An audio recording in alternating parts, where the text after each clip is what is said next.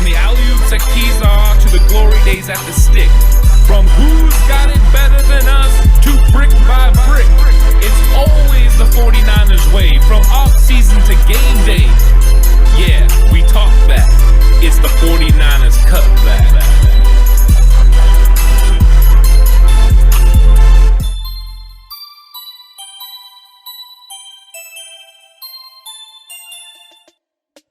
It's 49ers Cutback Podcast time, and we have some great topics on the schedule for today. Oh, yeah. And we are going to bookend it. We're starting with Untouchable 49ers and ending with all about Josh Rosen's future with the 49ers. Wow, sounds like a heck of a show. I'm just glad to be somewhere.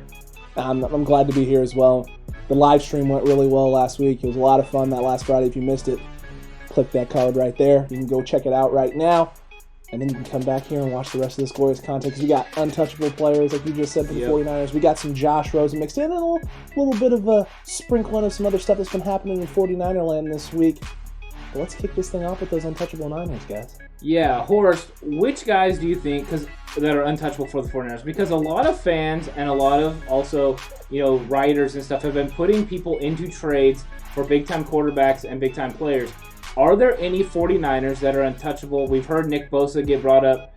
I've even heard Fred Warner, which surprised the living gosh out of me. But who do you think is untouchable on this 49ers roster? For me, there are three. And you just said two of them. Oh. Fred Warner is the best middle linebacker in football, and he's like 25 years old. You don't get rid of guys like that. Mm-hmm. It is just as hard to find a Fred Warner as it is to find a great quarterback. Same thing with Nick Bosa. It's just as hard to find a great edge rusher as it is to find great players at other positions. Nick Bosa might be a generational talent there. We still aren't sure yet because he missed his second year. But he led the NFL in pressures and hits on the quarterback as a rookie. So, it's not the kind of guy you get rid of, and especially in the division the 49ers play in with Kyler Murray and Russell Wilson, two guys that are really tough to get their hands on. You need pass rush. And the third is the people's tight end, George Kittle. There is no way I would trade George Kittle. To me, George Kittle is a generational talent at tight end. He is one of those guys that only comes along once every 8 to 10 years at that position. And he's also, 24, 25 years old. You don't get rid of guys like that. No, you really don't. My list includes those three and one other. But yeah, George Kittle is one of the guys that's near the top of that list for me. The things he does for the offense, the dominance in both aspects of the game as both a route runner, a pass catcher, and a blocker is just, you don't see tight ends like that anymore. They're not around. They're not in the game. They're not in the NFL. Most tight ends now are pass catchers and route runners. They're not dominant in the blocking game like George Kittle is, and they're also not selfless enough to not care if they get the football as long as they get to lay people flat on their backs. That kind of mindset is rare. It's not a dime a dozen. You can't find that who also has the skill sets as a pass catcher and route runner and the way he moves in space and breaks tackles. It's not there. His hands are some of the best hands in football, not just for the tight end position, in the game itself in general. Fred Warner is obviously a guy that's up on that list as well. I think he probably next to Kittle is those are the two that are surefire for sure that I know are generational talents that you just can't replace. You can't replace what Fred Warner brings to the team and what he is on the field as a linebacker. The 49ers have been blessed. In the 80s and 90s, going from Montana to Young was just things that don't happen. The 49ers, in recent memory, in this era, in this age of football, going from Patrick Willis to Fred Warner, that doesn't happen that often. You usually have decades span before you find another generational talent at linebacker. The Niners found it. He's here to stay. He's all-pro Fred. We've been saying it all year. He was all-pro this year. He's going to continue to be all-pro. We're just blessed and lucky as 49er fan base to have a guy like that. And then there's Nick Bosa. Nick Bosa is the one that we're all pretty sure is generational talent. It's just the health stuff. Can he stay on the field? Can he continue to produce? Is the speed still there? All that fun stuff. We have no reason to believe any of that's not going to come to fruition, that he's not going to be that. But he's still, for me, untouchable. like 99% you can't trade him. I think the only reason Nick Bosa gets put in a deal like that is because generational quarterbacks are a little bit tougher to find than generational defensive ends. They're both difficult to find, but a generational quarterback can cover up holes that the rest of the team may have in other places, even on the defensive side of the ball, because they can extend drives and put points up on the board, and your defense doesn't have to be elite when you have a generational quarterback. That being said, for me, he's still untouchable, unless it's the rarest of circumstances. And then the last one for me that's untouchable, and he's going to be untouchable once we sign him, is Kyle Juszczyk. And the reason for that is just what he brings to the table. Once he's signed and once he's on the roster, the things he does for the offense, there aren't a lot of fullbacks in football that are that big of a threat in the pass game as well as in the run game, and not running the ball as a blocker. The guy had the NFL this morning on their little preview show. They had a play. One of his plays was one of the top 4 of the year. It was a cut block off the edge that sprang JaMychal Hasty on a run. Just the things he does in the run game, the lanes he can create, the blocking, the impact of the game he has just blocking for running backs. Next level. You don't find it in a lot of fullbacks in the NFL anymore. Yeah, I think you guys pretty much covered, who the guys that are untouchable are. I have a little bit of a different feeling as far as what actually untouchable means, because I know that you put a percentage on what Nick Bosa is. I think that out of all the guys, Fred Warner's the one guy I would not trade for almost any reason at all, unless you're doing a 1-for-1 swap with a, basically the best quarterback in the league or something like that. But even then, it would be hard for me to move off, because these guys are foundational pieces that these guys have built through the draft with Fred Warner, Nick Bosa, and George Kittle. All these guys are foundational pieces that are homegrown that the 49ers have found. Moving away from them is going to be a hard thing to swallow for anybody, especially for that front office. I think that they are untouchable to that extent. I think that if we had a left tackle, Trent Williams, if he was under contract, he also too would be an untouchable player, because left tackles that are all pros like that don't come around every single day. So he would be somebody that the 49ers would, probably put as untouchable. But I think you guys are pretty much hit on it, so I won't go into it too much. But I think these trades are crazy when it's, 2 firsts and Nick Bosa.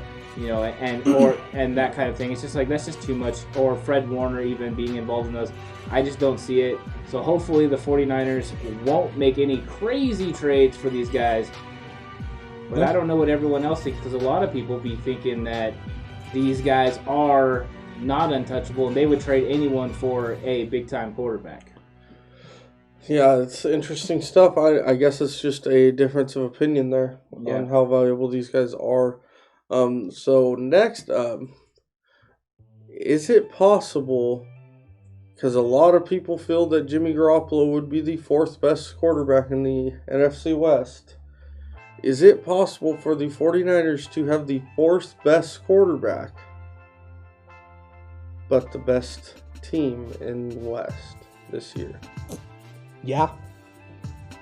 I mean, I heard the question get thrown out, and there's been a lot of chat on 49ers forums, and I'm pretty heavy in those, because for the podcast purposes, we want to produce content that people want to enjoy and want to watch and take in. And this is a thing that gets thrown out a lot. A lot of people are talking about this. You get some writers now coming up with stuff like this and asking this question as well. I think it's a silly question, and that's not to say that you're ridiculous for asking it or thinking it. I mean, it's a reasonable question to ask. We kind of already know they can be, right? If Jimmy's best year was that year, and now with Matt Stafford in the conference, can they win? Yeah, they can win. They can win the West. The West is fairly tight. It's a fairly tight race all the time. Team styles don't match and mix. We have struggled against the Seahawks, whereas a team like the Rams has crushed the Seahawks and played well against them and beaten them. But we destroy the Rams. Styles make fights, and some people would argue that the only reason maybe that we were beating the Rams is because they had Jared Goff at quarterback. Well, I hate to break it to everybody, but Matthew Stafford hasn't proven to be a winner his entire career. So there's no guarantee that Matthew Stafford is going to come in and completely change how that Rams offense works. Matt Stafford is a great thrower of the football and a great slinger of the football. He still has to fit into McVay's scheme. He still has to play at a high level. he still has to play this 49ers defense 2 times a year and show that he can make the reads that he needs to make against the Niners defense to have success. And that Rams O-line still has to get better. Matt Stafford is not as mobile as he used to be either. So I don't think it's as crazy of a question in terms of, is it even possible? I don't think that's reasonable. Yes, it's possible. We've already proven we can do it. Jimmy Garoppolo doesn't have to play like the best quarterback in the NFC West for us to be the best team in the NFC West. He just has to play better than their quarterback on any given game, and Jimmy Garoppolo can do that. Yeah, it's about having the best team. That's really what it comes down to, is in totality, all 53 guys together being the best team. And so, yes, Russell Wilson, Kyler Murray, and Matt Stafford are going to make up for areas of their team that maybe aren't as good because they're more talented than Jimmy Garoppolo. But as a whole unit, the 49ers team, as long as they can make sure that they bring back players in free agency and everyone's healthy, is a much better, deeper team than the other 3 teams that are in the division. And so Jimmy Garoppolo only has to exist and do well enough. And I think he can play well enough to make sure that they win. He's not going to go out there and win games on his own, but he can win games for the 49ers and enough to make the team so much better than the other teams.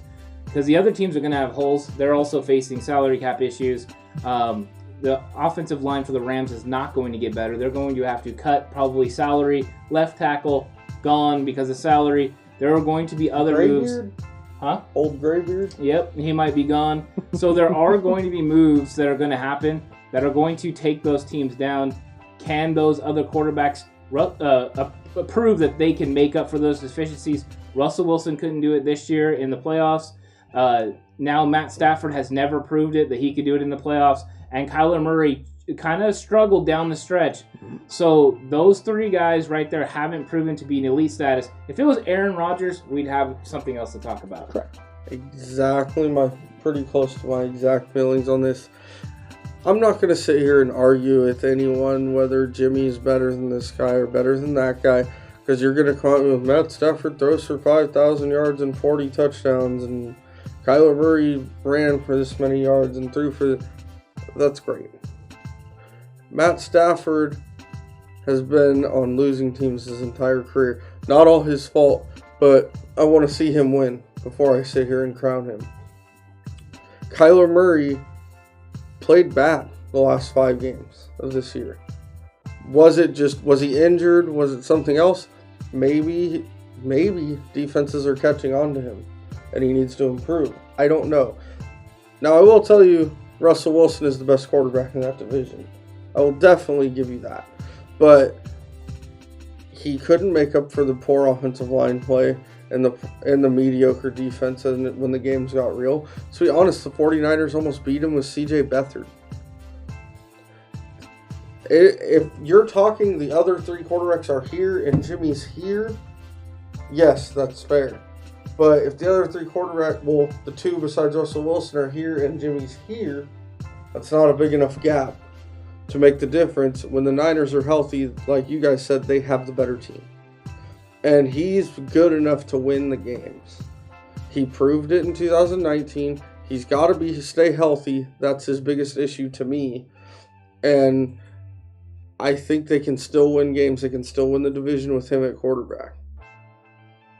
Agreed with you there. I don't think that it's unreasonable to state that. I don't think it's crazy to even think that. I think it's accurate.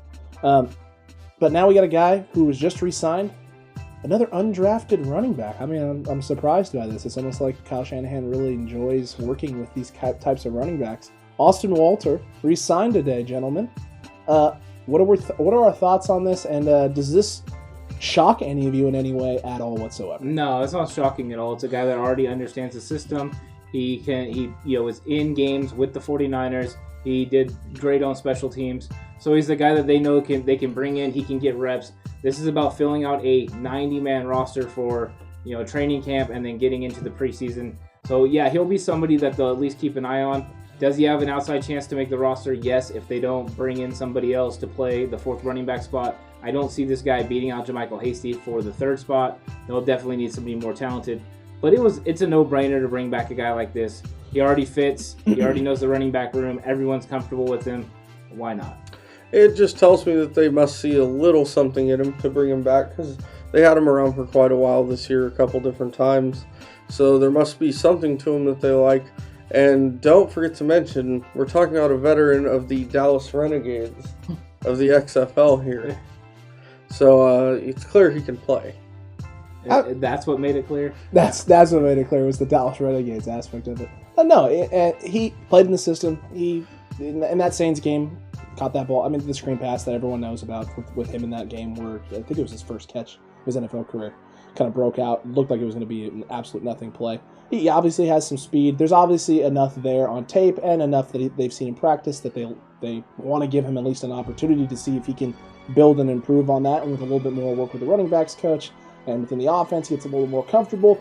Maybe he's a little more fluid of a runner. Maybe he looks better at practices against the defense and against real live looks. Who knows? Possibly. I think the real reason they re-signed him so early is they're hoping that they're going to have a regular training camp this year in 2021 and give him an actual look and get a better idea of what he can do. Whereas if you wait and someone else decides to swoop him up and re-sign him, then you're not going to even get that chance. So you take the chance now, knowing that even if training camp is abbreviated and shortened again, oh well, no, worst that's going to happen is you're going to cut him before the season happens anyway, and before your 53-man roster is even set. So, kind of a, I don't know if it's a surprise or a big woo thing. I think it's par for the course for this front office and for the coaching staff. Yeah, I think after Roger Goodell's comments this week about the fact that they need to have preseason games, that there's going to be some sort of a preseason and a longer training camp than there was this year. I don't know if it'll be the full training camp, but at least a longer version, so that way players can stay healthy and the younger guys get reps and opportunities to show what they can do, because nobody got an opportunity this year, and that was really hard for these guys.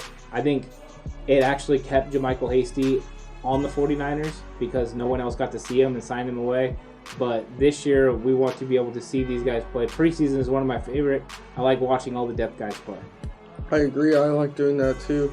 To me, the third and fourth quarter of preseason games is super fun. One, it's just guys you've never seen play, a lot of them, an opportunity to watch it. And two, they're playing hard. Yep. Always. Those guys are playing all out. And the best part, too, is you get to see coaches being... They don't take it easy in those third and fourth quarters either. They're not calling plays to kill clock. They're calling plays to put their guys in the best position to be successful, to execute the offense, to execute a situation. It's, in all honesty, third, fourth quarter NFL preseason is the purest form of football in the reality of the situation, because those guys aren't just playing for contracts. They're playing for their dreams. They're playing to continue playing in the NFL, because a lot of those guys, it could be potentially their last chance. The average NFL career is only about 3.5, 4 years. That could, for some of them, that is the last downs of football they will ever play in their entire lives. And so for them, it's all or nothing. It is at its core the purest form of the game, because it's at the highest level, and those guys are playing with everything to lose. Yeah, some of my fondest childhood memories are watching those games with my father and listening to him yell, "Well, he's gone," when someone drops a pass or misses a blocker. Something to that effect. It's definitely something that's entertaining to watch. I think a lot of people don't understand how important preseason is. They want to kind of push it aside and be like, yeah, it's the thing they sim in Madden all the time. Right. This is not fun to watch and all that. But really, when it comes down to it, you're going to see future guys. All these years that we've seen these guys that step up out of nowhere. Plus, it was the first time, that's why we have so much hope for Jalen Hurd. We saw what he could do against the Cowboys in the preseason. Deebo Samuel stepped up in those games. Those were kind of like little windows into the future of what they could be, and those are exciting. And that's how you kind of become fans of guys early on, when they start showing up, like, oh man, I'm going to watch this guy. It just makes people really look into these guys, and that's what I hope, that we get back to preseason. I'm not saying it needs to be 4 games, but we need some sort of a preseason. Yeah, just a little bit. And before we get on to that last topic, the big topic, make sure you subscribe to the channel right now. Hit that subscribe button. Before we get on to this last topic, hit that subscribe button right now. Smash that thing into oblivion. Hit that notification bell. Like the video too. Comment down below. Let us know what you think. What other 49ers Untouchables are there that we potentially may have missed? There may be some breaking news right now that we're going to talk about before we get to this last chosen Rosen. Horst. You got something for us, man. It appears. My apologies, sir, for talking while you're Oh, talking. it's fine.